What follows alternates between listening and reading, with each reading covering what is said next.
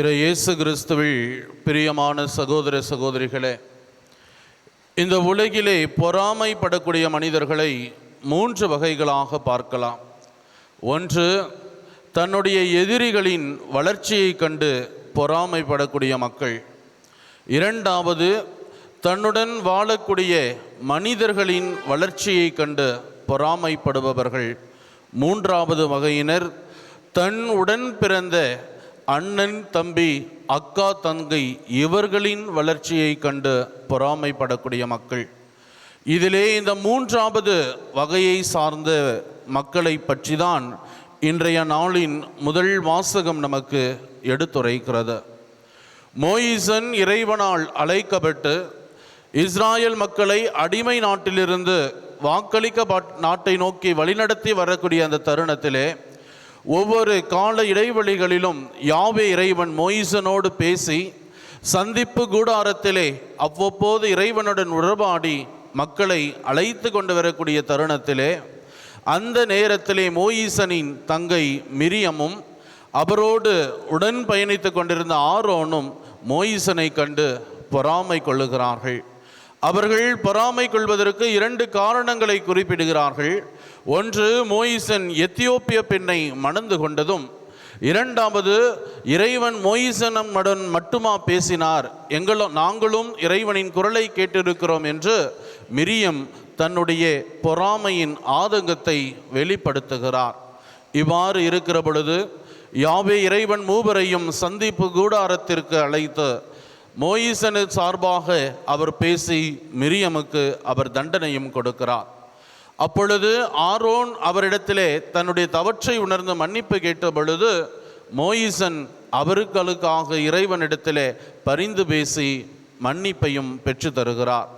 இயேசுவில் பிரியமான சகோதர சகோதரிகளே, மிரியமை போல நாமும் நம்முடைய வாழ்வில் சில நிலைகளிலே நம்முடன் பிறந்தவர்கள், நம்மோடு வாழ்பவர்களின் வளர்ச்சியை கண்டு பொறாமைப்படக்கூடிய மக்களாக வாழ்ந்து கொண்டிருக்கிறோம் என்றால், என்னுடைய பார்வையிலே அவர்கள் அவ்வாறு பொறாமைப்படுவதற்கு என்ன காரணமாய் இருக்கும் என்று பார்க்கிற பொழுது, அந்த நபரை சரியாக புரிந்து கொள்ளாமல் இருப்பதும் அவரை போதிய அளவிற்கு அன்பு செய்யாமல் வாழ்வதுதான் காரணமாக இருக்கிறது. இதிலே நாம் கற்றுக்கொள்ள வேண்டிய முதல் பாடம், அனைவரையும் ஒரே நிலையில் வைத்து அன்பு செய்பவர்களாக, அனைவரையும் ஏற்றுக்கொண்டு வாழ்பவர்களாக வாழ நாம் பழகி கொள்ள வேண்டும். இரண்டாவது, மோயிசன் இடத்திலிருந்து நாம் கற்றுக்கொள்ள வேண்டிய ஒரு வாழ்வியல் பாடம் என்னவென்று பார்க்கிற பொழுது, தனக்கெதிராக பேசியவர்களை, தன்னுடைய வளர்ச்சிக்கு தடைகளாக இருந்தவர்களை, தன்னை பற்றிய ஒரு பொறாமை உணர்வு கொண்டவர்கள் தம்மிடத்திலே நாடி வந்து மன்னிப்பு கேட்கிற பொழுது அவர் மன்னித்து இறைவனிடமிருந்தும் மன்னிப்பை பெற்று கொடுத்தார். அத்தகைய குணம்தான் ஒரு கிறிஸ்துவ மகனிடத்திலும் கிறிஸ்துவ மகளிடத்திலும் இருக்க வேண்டிய ஒரு பண்பு. எனக்கு எதிராக யார் என்ன செய்தாலும், என்னை பற்றி என்ன அவதூறு பேசினாலும் அவர்கள் என்னிடத்திலே வந்து எத்தனை முறை தான் செய்தது தவறு என்பதை உணர்ந்து அவர்கள் என்னிடத்திலே உறவாட நினைத்தால் மீண்டுமாய் அதே உறவுடன் அவர்களோடு உறவாடுவதுதான்.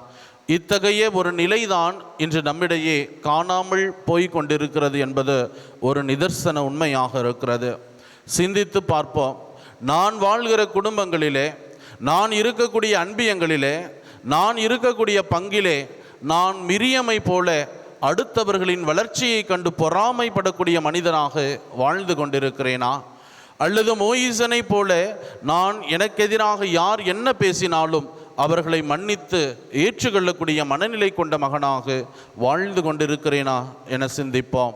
அடுத்தவர்களை மன்னிப்பவர்களாகவும் அடுத்தவர்கள் வளர்ச்சியிலே ஊன்றுகோள்களாய் இருக்கிற மனிதர்களாகவும் வாழ வரம் வேண்டி மன்றாடுவோம்.